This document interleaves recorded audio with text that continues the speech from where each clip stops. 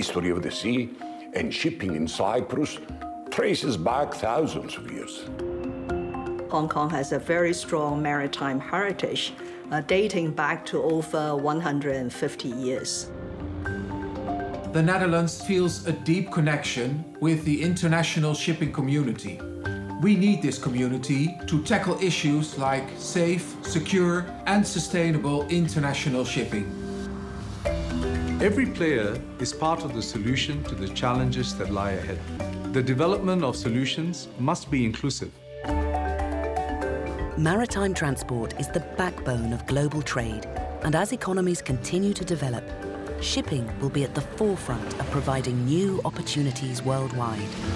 Shipping has been a source of prosperity among nations and peoples by facilitating communications and journeys, granting access to raw materials, and enabling import and export of affordable food and goods.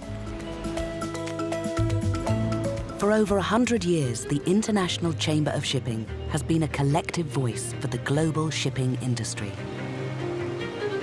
This international organization, which represents over 80% of the shipping associations all over the world, has been playing a very important role, both in terms of setting the policies, looking into manpower, as well as the technical side, and now with the new challenges of decarbonization and digitalization, it's very important. The International Chamber of Shipping helps to advance safety, environmental protection, responsible employment practices, and fair competition by working with United Nations agencies, governments, and other international bodies. During the last 100 years, global shipping has managed to maintain its competitiveness as a result of the combined efforts and cooperation between our countries. 100 years ago, the global shipping industry was in a state of change. The disastrous sinking of the Titanic in 1912 had prompted governments to adopt the first Safety of Life at Sea Convention. Ship owners needed support to respond to this new body of maritime safety rules. And in 1921, the International Chamber of Shipping was formed, when government representatives from around the world gathered in London to strengthen the industry. No country is able to be self-reliant in terms of what it produces and what it consumes. And therefore, we must rely on shipping to bring in what we need as a country, but also to send out what we have in surplus. Over the last 100 years, by providing affordable, reliable, and efficient transport, the shipping industry played a crucial role in globalization, with very positive impacts.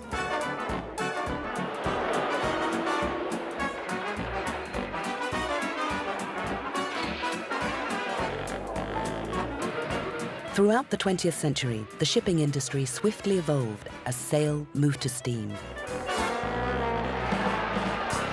In the 1920s, a ports convention was drawn up, based on the principle that ships should be allowed freedom of access to all ports. This spirit of collaboration was sadly disrupted by the turbulence of World War II. But by 1948, the shipping industry collaborated again when the United Nations established the body that would become the International Maritime Organization. The IMO has been responsible for improving the safety and security of international shipping and preventing pollution from ships. Maritime safety is a key priority. Accidents at sea can disrupt global trade and damage coasts and wildlife habitats. In 1967, governments worldwide increased their focus on environmental protection after an oil tanker, the Torrey Canyon, broke up off the coast of the UK, creating an unprecedented oil spill disaster. This led to the adoption of the MARPOL Convention, which now addresses all aspects of ship source pollution, most recently capping the sulfur content of marine fuel.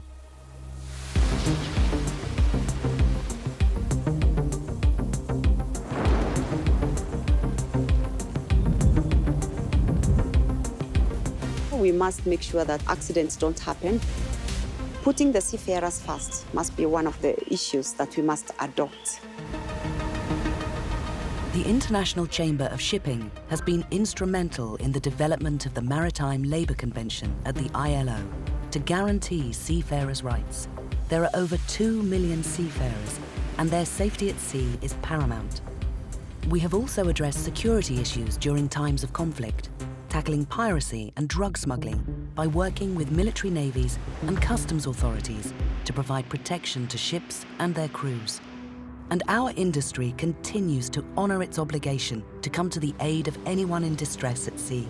And we've saved the lives of over 40,000 migrants.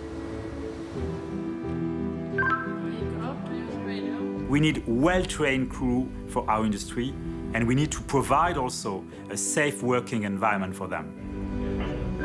The International Chamber of Shipping plays a major part in embedding seafarer training standards globally. This has led to a significant fall in the number of serious casualties while supporting the massive growth in maritime trade.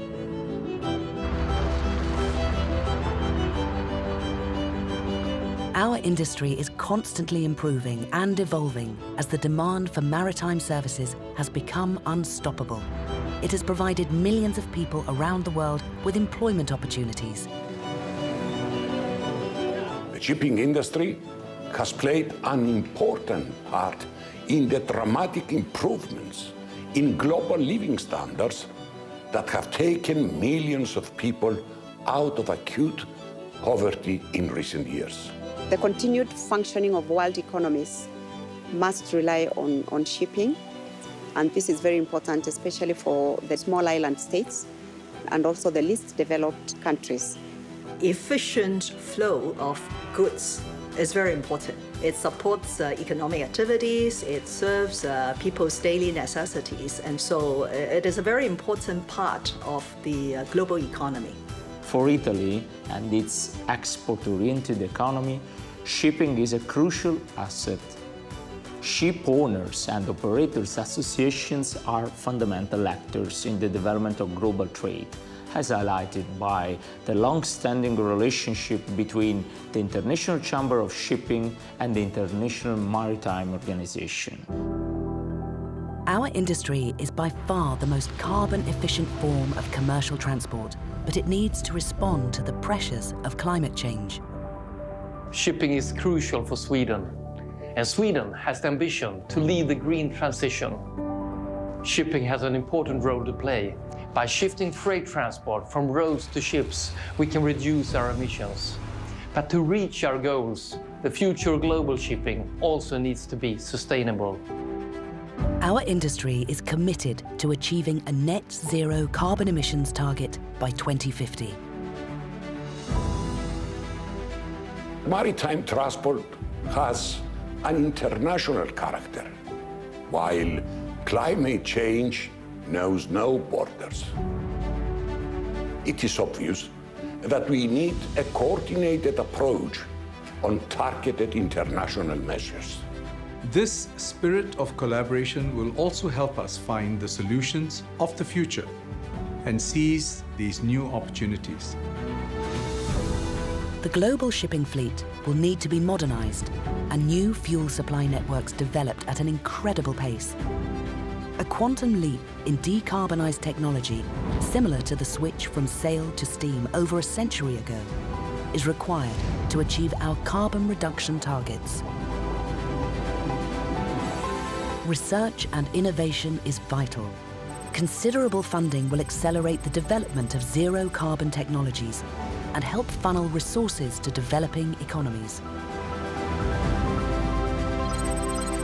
It will come at a cost, but it is a question of responsibility and a question of survival, both for our societies and international shipping as a global industry. We need clear incentives to bring about this change, a carbon price that will reduce the difference between zero carbon and conventional fuels. Decarbonization of the shipping fleet, as well as growing a green port, a smart port, are also very important initiatives for Hong Kong.